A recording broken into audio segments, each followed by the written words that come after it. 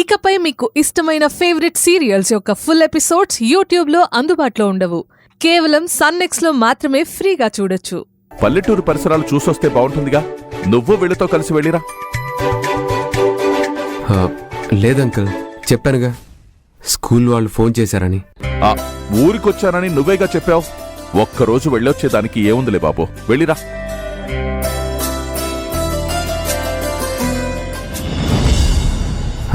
అంటే ఒక్కరోజైనా ఆరాధ్య ఒక్కతైపోతుంది కదా. అలా ఎందుకు అవుతుంది బాబు? అమ్మమ్మ తాతయ్యలం మేమున్నాంగా.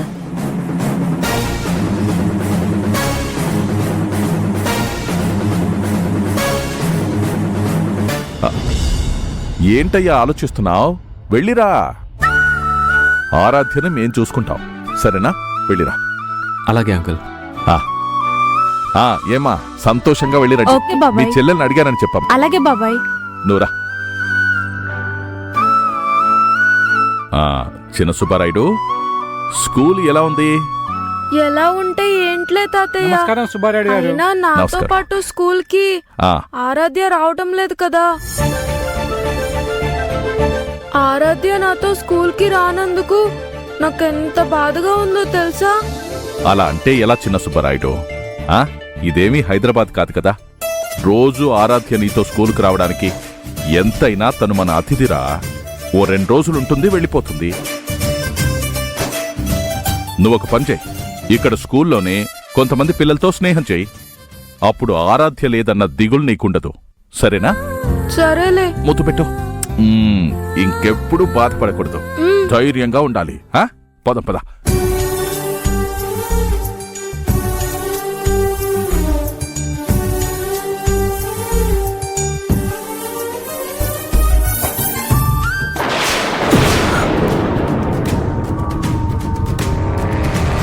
నా మామ, నా కొడుకు.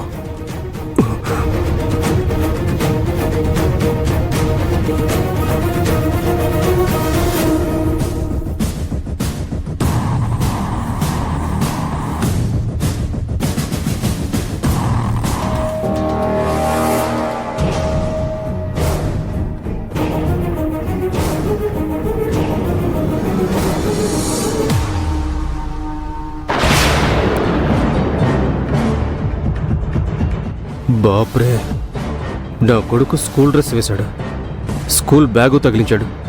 అంటే వీడి ఊరి స్కూల్లో జాయిన్ అయిపోయాడు. అంటే ఈ ఊళ్ళో సెటిల్ అయ్యాడు అన్నట్టే. ఇంకే నేను కూడా పర్మనెంట్గా ఇక్కడే సెటిల్ అయిపోతే సరే. అయితే మనం ఇప్పటి నుండి ఊరి చివరి పాకలో కాకుండా ఊర్లో ఏదైనా అద్దెల్లు చూసుకొని అందులో ఉండాలి. అందులో ఎడమకాలు పెట్టేసి ఒక పక్కన ప్లాన్లో అమలు చేసుకుంటూనే నా కొడుకు విరాజ్ గాడిని మచ్చిక చేసుకోవాలి.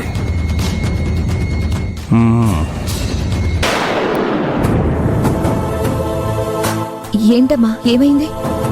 నాకేం కాలేదమ్మా, కానీ నీ జీవితమే మళ్ళీ ఏమైపోతుందో అన్న భయంతో బతుకుతున్నాను. అమ్మా, నువ్వేం మాట్లాడుతున్నావో నాకు అర్థం కావడం లేదు. కానీ నాకు అర్థమైందమ్మా, నీ మనసులో గౌతమ్ బాబు ఉన్నాడని.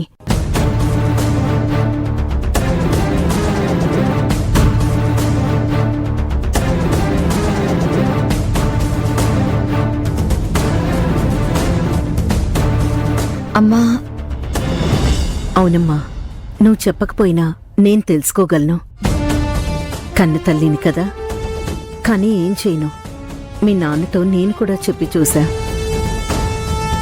మన మిథునకి గౌతమ్ బాబు సరైన జోడీ అని. ఆయనేమో విన్నారు కదా, ఆయన లోకం ఆయింది. పోనీ నువ్వైనా మనసులోని మాటని మీ నాన్నగారు ముందు పెడతావా అంటే అదే చేయవు. అయిన వాళ్ళందరి అవసరాలు ముందే తెలుసుకుని సాయం చేసే నువ్వు నీ దగ్గరకొచ్చేసరికి వెనకబడిపోయావు. ఎందుకు మిథునా? ఇన్ని రోజులు చేసిన త్యాగాలు చాలవా? ఇన్ని రోజులు నువ్వు అనుభవించిన కష్టాలు సరిపోవా? ఇంకా ఎందుకు నీ మనసును దాచుకుంటున్నావు? ఆలోచించు తల్లి, ఇదే నీకు ఆఖరి అవకాశం.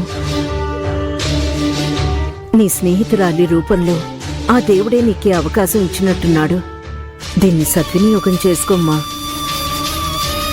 లేదంటే ఒకవైపు మీ నాన్న మనోజ్తో పెళ్లి పెట్టుకోవాలని ఆరాటపడుతున్నారు, మరోవైపు గౌతమ్ బాబు ఎప్పుడెప్పుడు ఇక్కడి నుండి వెళ్ళిపోవాలని తొందరపడుతున్నాడు. మిథున, నువ్వు ఈ అవకాశాన్ని అందిపుచ్చుకొని నీ జీవితాన్ని నీకు నచ్చిన వ్యక్తితో నిలబెట్టుకునే ప్రయత్నం ఇప్పటికైనా చేయమ్మా. గౌతమ్ బాబుతో మాట్లాడు. తను కూడా నీలాగే మనసులో ఒకటి పెట్టుకుని బయటికి మరోలా ప్రవర్తిస్తున్నట్టు నాకు అనిపించింది.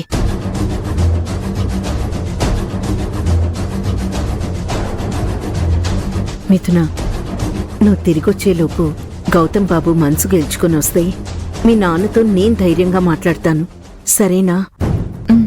సరే అమ్మా. అమ్మాయి గారు, మీ లగేజ్ కారులో సర్దేశాను అమ్మాయి గారు. సరే. సరేనమ్మాయి గారు.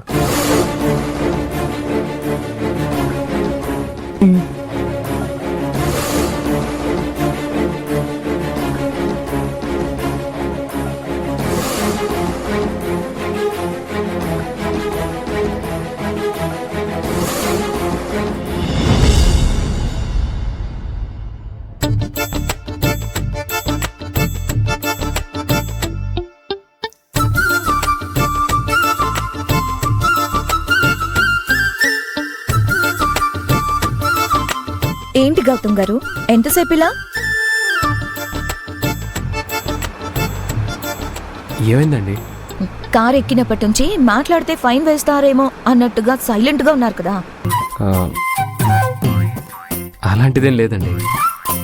నోటి నుంచి మాట్లేదు, మొహం మీద నవ్వులేదు. అడిగితే అదేం లేదు అని సమాధానం చాలా బాగుందండి. మీతో కార్లో వెళ్లే కన్నా బస్సులో వెళ్తే ఇంకా బాగుండేది.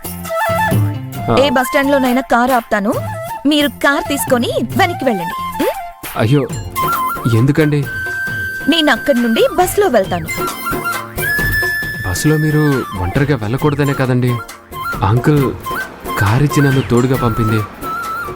మిమ్మల్ని అలా బస్ స్టాండ్లో వదిలేసి వెళ్తే మీ నాన్నగారు నా మీద ఉంచిన నమ్మకాన్ని వదులుకున్నట్టే అవుతుంది కదండి. ఓహో, నన్ను వదిలేస్తే ఒంటరిగా ఎలా వెళ్తుందని ఆలోచించట్లేదు మీరు. అలా వదిలి వెళ్తే మా నాన్నగారి దగ్గర మాట వస్తుందేమో అని ఆలోచిస్తున్నారు. వా, గ్రేట్ గౌతమ్ గారు. మా ఊరు వచ్చాక ఇంకా మారిపోయారు మీరు. మీరలా మాట్లాడకండి మిథున్ గారు. మీ నాన్నగారి మీద గౌరవం కొద్దీ ఇలా మాట్లాడుతున్నాను, అర్థం చేసుకోండి. ఒక మాట అడుగుతాను, నిజాయితీగా నిజం చెప్తారా? ఏంటండి?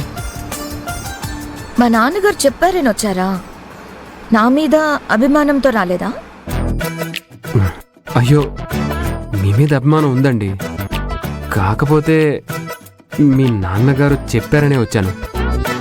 అర్థమైంది. మా నాన్నగారు చెప్పారని మీరు వచ్చారు కదూ. నా మాట కాదన్నా, మా నాన్నగారి మాటను కాదని లేరు. అయితే మా నాన్నగారి చేత ఏం చెప్పించినా అది చేస్తారు.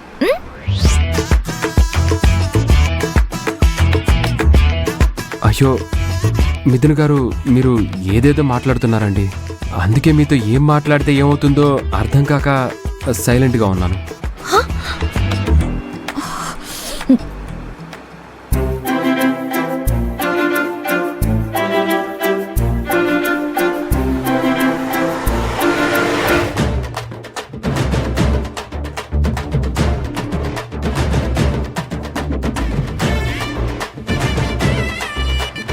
Lift please, lift please, lift lift.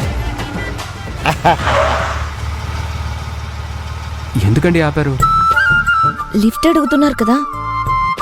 ఎందుకండి? తనెవరో ఏంటో. మనిషే కదండి. లిఫ్ట్ ఇస్తే నాకు సాటి మనిషి అవుతాడు. మాట్లాడుకోవడానికి ఒక మనిషి ఉన్నట్టు ఉంటుంది. ఎక్కండి ఎక్కండి.